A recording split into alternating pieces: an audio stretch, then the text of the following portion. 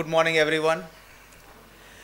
હું જરા મારા વિશે પહેલાં જરાક તમને બધાને થોડુંક નોલેજ શેર કરી દઉં. કદાચ તમને બધાને મારું ઇન્ટ્રોડક્શન નહીં ખબર હોય.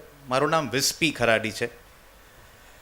17 વખત ગિનિસ વર્લ્ડ રેકોર્ડ તો મેં કર્યો છે, પણ એ કંઈ મારી ઉપલબ્ધિ નથી. એ તો મારું જે શ્રમ છે એની ભાગરૂપે મને જે ભેટ મળે છે એ છે.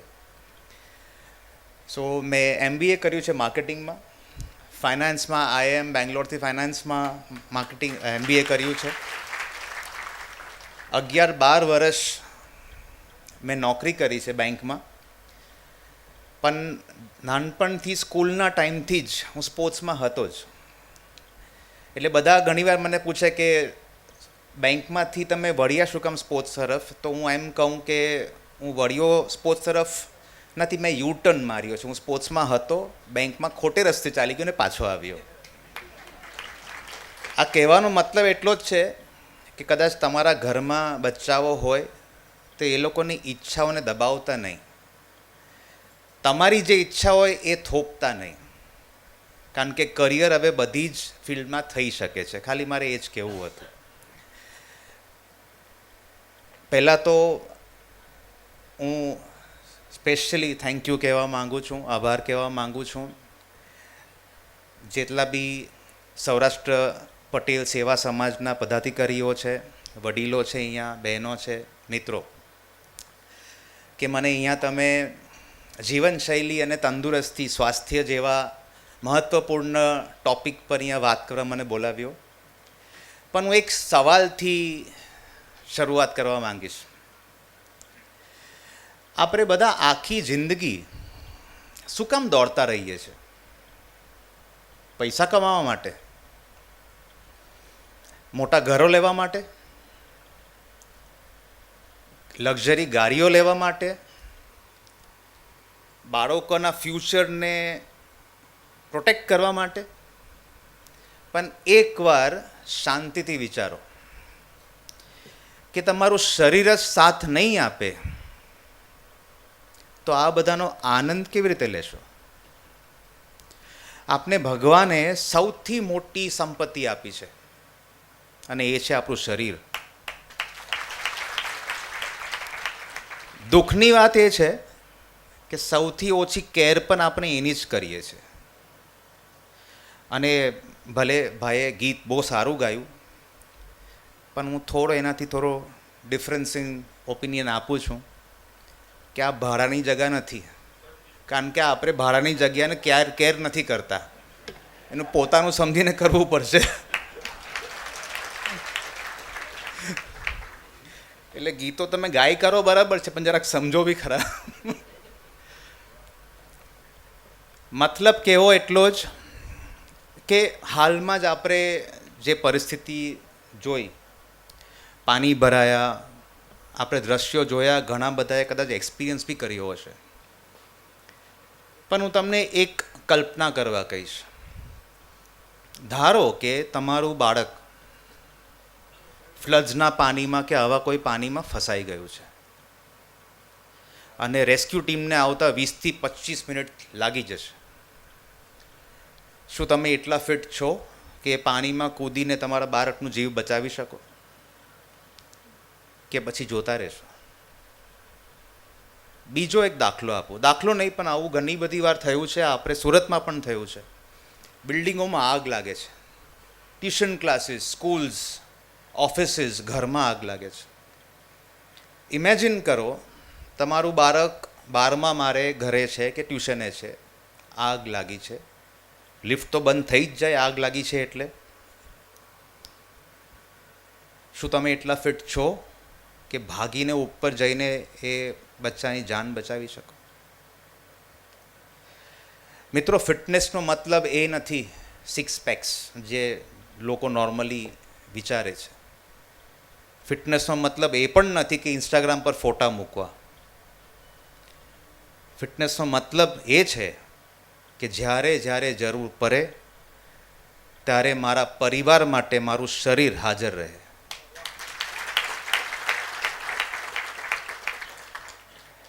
આજે ઇન્ડિયાને લોકો કહે છે કે diabetes capital of the world થઈ ગયું છે. અને જો આ જ રીતની જીવનશૈલી ચાલુ રહેશે તો ઘણા બધા એક્સપર્ટ્સ ઓલરેડી કહેવા લાગ્યા છે કે કેન્સરના કેસીસ એટલા વધી જશે કે ઘર ઘરમાં પહોંચી જશે. આ એક બહુ ડિફિકલ્ટ વસ્તુ થવા જઈ રહી છે. અને આ જ રીતે ઘણી બધી વાર લોકો કહે છે કે હેલ્ધી ફૂડ ખાવું ડિફિકલ્ટ છે, એક્સરસાઇઝ માટે ટાઈમ નથી મળતો, જીમના પૈસા ભરવા મોંઘા લાગે છે. તો હું તમને બધાને એક સવાલ પૂછીશ, અને એ સવાલ એ છે કે તમારા કોન્ટેક્ટ લિસ્ટમાં મોબાઈલના મને એવો એક વ્યક્તિ શોધીને આપો જેના ઘરમાં હજારો અથવા ફેમિલીમાં હજારો કે લાખો રૂપિયાનો ખર્ચો મેડિકલ પર થતો નથી. સો એ આન્સર તમારે પોતે તમારી પાસે રાખવાનો રહ્યો. કોઈ ડાયાબિટીસની ટ્રીટમેન્ટ કરાવે છે, કોઈ કિડનીની, કોઈ હાર્ટની, કોઈ કેન્સરની ટ્રીટમેન્ટ કરાવે છે. ઘણા બધા પરિવારનો ખર્ચો લાખો રૂપિયા સુધી જાય છે ખાલી ને ખાલી મેડિકલ પાછળ. તો એક નાની ગણતરી કરીએ. આપણે બધા તો એમ તો સુરતીઓ કહેવામાં આવે કે બિઝનેસમેન, બિઝનેસ કમ્યુનિટી છે. 5,000 થી 10,000 રૂપિયા એક જીમ ટ્રેનરને કે ફિટનેસ ટ્રેનરને આપવા મોંઘા લાગે છે, જે તમારું સ્વાસ્થ્ય સુધારી શકે છે. પણ લગભગ 50,000 જેવી રકમ ડૉક્ટરો પાછળ, દવાઓ પાછળ, લાખો રૂપિયા સર્જરી પાછળ અને ઘણી બધી એવા ખર્ચા નોર્મલ લાગે છે. આ કેવી ગણતરી? હું બીજો એક સવાલ પૂછું આપને બધાને કે તમને બધાને પાછલા તમારી લાઈફના પાછલા 10 થી 15 વર્ષ કેવી રીતે જીવવા છે? હસતા રમતા, હરતા ફરતા, કે પછી વ્હીલચેર પર કોઈના પર ડિપેન્ડ થઈને? કદાચ બાળકોને કહેવું પડશે કે મને ઊભો કર, કદાચ કહેવું પડશે કે મને બાથરૂમ સુધી લઈ જા, કદાચ જમાડવા માટે બી કહેવું પડે. શું આ સસ્તી લાઈફ છે? સો એ ગણતરી તમારે કરવાની રહી. અને પછી આપણે કહીએ કે એક્સરસાઇઝ તો ડિફિકલ્ટ છે. મિત્રો, એક્સરસાઇઝ ડિફિકલ્ટ નથી, ડિફિકલ્ટ છે ડિસિપ્લિન. હેલ્ધી ફૂડ ડિફિકલ્ટ નથી, ડિફિકલ્ટ છે આદતોને બદલવી. અને આ આદતો બદલાઈ શકે છે.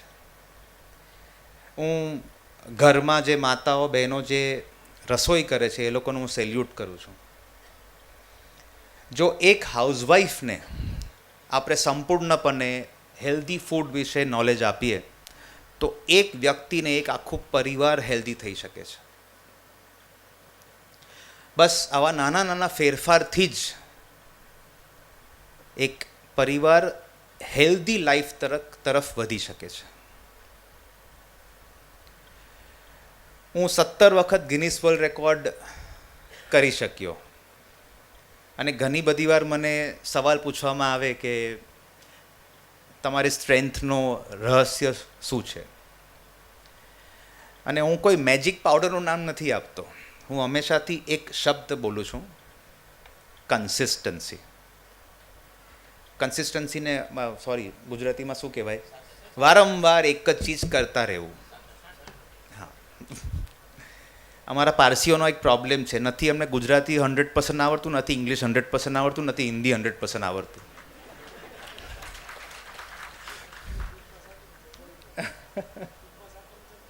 એવું જ થયું.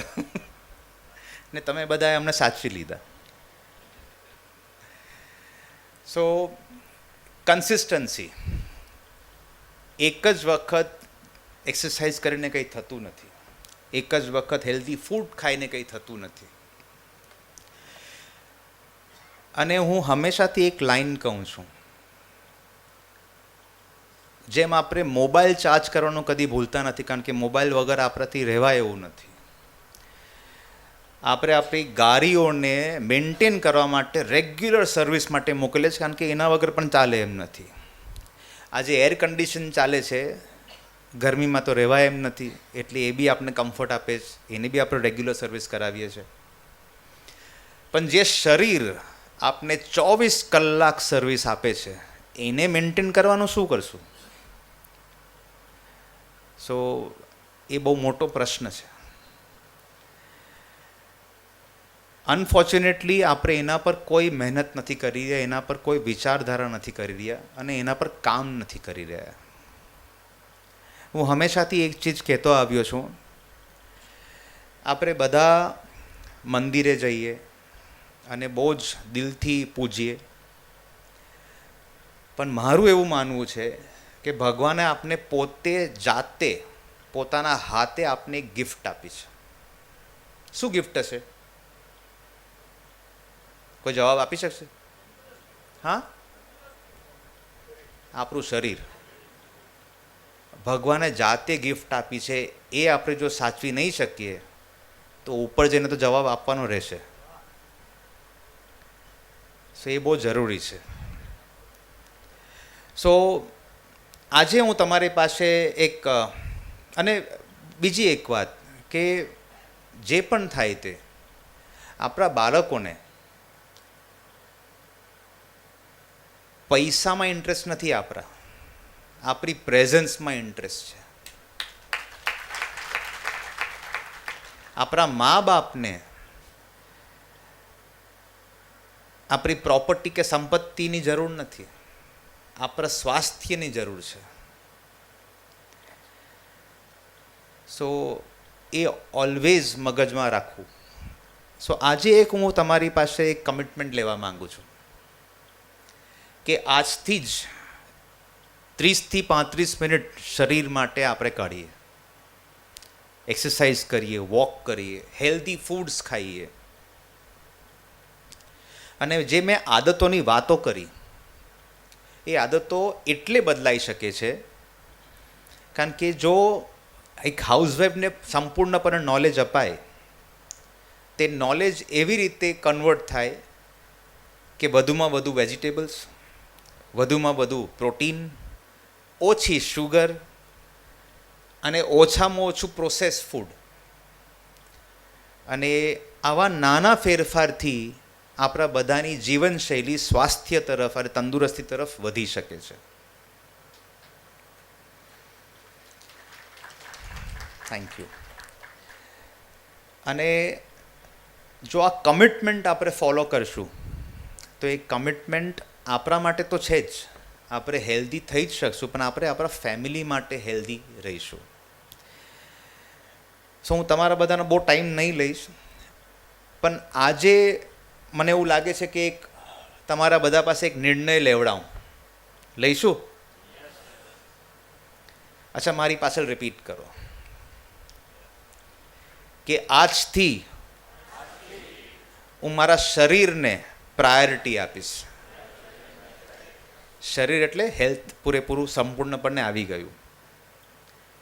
આજથી હું મારા ફેમિલીને હેલ્ધી બનાવીશ. આજથી હું દવાઓ કરતાં ડિસિપ્લિનને અપનાવીશ.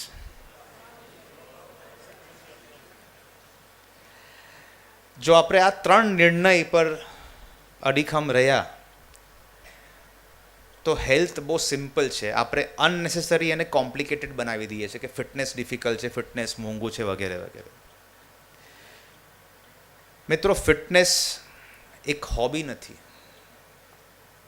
ફિટનેસ એ છે જે મારા પરિવાર પ્રત્યેની મારી જવાબદારી છે, મારી રિસ્પોન્સિબિલિટી છે. એટલે ફિટનેસ, હેલ્થ, તંદુરસ્તી તમારા પરિવારજનોને ધ્યાનમાં રાખીને જ નિર્ણય લેજો ને એ પ્રમાણે આગળ વધજો.